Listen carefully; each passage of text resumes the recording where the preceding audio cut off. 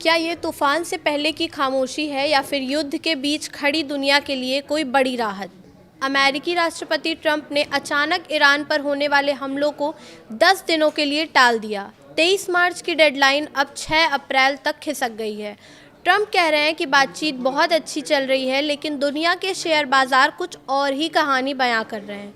नमस्कार, मैं प्रिया श्रीवास्तव और आप देख रहे हैं न्यूज़ 18।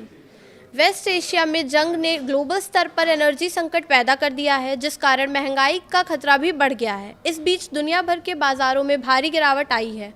ग्लोबल मार्केट भी तेजी से बिखरा है और शुक्रवार को भारत समेत एशियाई बाजार भी बुरी तरह से गिरे हैं। इसके अलावा कुछ और ऐसे बड़े संकेत सामने आए हैं जो बड़े एक्शन की ओर इशारा कर रहे हैं। गुरुवार को अमेरिकी बाजार में भारी गिरावट आई थी। डाउ जोन्स 470 अंक या 1% गिरकर 45,981 पर बंद हुआ। S&P में भी 0.43% की गिरावट देखने को मिली। वहीं शुक्रवार को एशियाई बाजारों में भी गिरावट का माहौल रहा।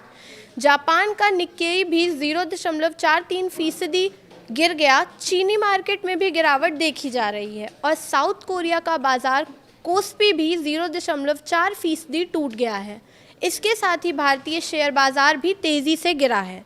शुक्रवार को सेंसेक्स 1690 अंक या 2.25% की गिरावट आई और ये 73,583 पर क्लोज हुआ, जबकि निफ्टी में 486 अंक या 2.9% की गिरावट रही, जो 22,819 पर बंद हुआ, जिससे निवेशकों को 9 लाख करोड़ का नुकसान हुआ। शेयर बाजार में गिरावट के दौरान ही कच्चे तेल के दाम में भी उछाल देखा जा रहा है।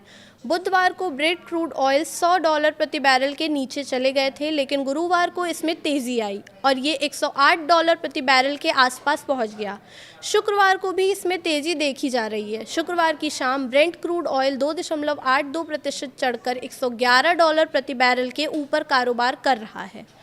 ट्रेडिंग वॉल्यूम में भी इजाफा हुआ है, जो संकेत देता है कि निवेशक भी इसे लेकर बुलिश हैं और कीमतें आगे भी बढ़ सकती हैं। कच्चे तेल के साथ ही नेचुरल गैस के दाम भी बढ़ रहे हैं। इंटरनेशनल मार्केट में नेचुरल गैस के दाम में करीब 3% की तेज़ी आई है। ज़्यादातर देखा गया है कि जब तेल और गैस के दामों में उछाल आता है, तब ग्लोबल स्तर पर कुछ बड़ी घटना होती है। डॉलर इंडेक्स में तेज़ी जारी है, जो ये संकेत देता है कि डॉलर मजबूत हो रहा है। रुपया डॉलर की तुलना में 95 लेवल के करीब पहुंच गया है। डॉलर में तेज़ी ये संकेत देती है कि एनर्जी सप्लाई बाधित हुई है, जिस कारण हर कोई डॉलर में जहां से भी संभव हो सके तेल गैस का आयात कर रहा है। खासकर एनर्जी आयात पर निर्भर देश सबसे ज़्यादा एनर्जी पर डॉलर खर्च कर रहे हैं। इस कारण उनके देश की करेंसी भी तेज़ी से गिर रही है। ग्लोबल स्तर पर हो रही ये चीज़ें बड़े उथल पुथल का संकेत दे रही हैं, जबकि ट्रंप ने ईरान के साथ जंग को लेकर बातचीत सही ढंग से चलने की जानकारी दी है। ट्रंप ने कहा कि अमेरिका ईरान के एनर्जी प्लांट्स और तेल सुविधाओं पर अगले 10 दिनों तक हमला नहीं करेगा। उन्होंने कहा कि बातचीत चल रही है और शांति का मौका है। हालांकि तमाम सोर्सेस संकेत दे रहे हैं कि बातचीत के साथ साथ अमेरिकी सुरक्षा विभाग पेंटागन सैन्य कार्रवाई के विकल्प पर भी आगे बढ़ रहा है। वैसे भी हमेशा वीकेंड पर ट्रंप बड़े फैसले लेते हैं, इसलिए शनिवार और रविवार का दिन अहम रहने वाला है। वॉल स्ट्रीट जर्नल की खबर के मुताबिक पेंटागन मिडिल ईस्ट में 10,000 तक अतिरिक्त ग्राउंड ट्रूप्स भेजने की योजना बना रहा है। इससे ट्रंप को ज़्यादा मिलिट्री ऑप्शंस मिल सकें। वहीं 28 फरवरी को जब अमेरिका और इजराइल ने मिलकर ईरान पर हमला किया था, तब भी बड़े स्तर पर बातचीत चल रही थी। इस बातचीत के बीच ईरान पर हमला हो गया और सुप्रीम लीडर खामेनेई समेत 40 टॉप कमांडर मारे गए थे।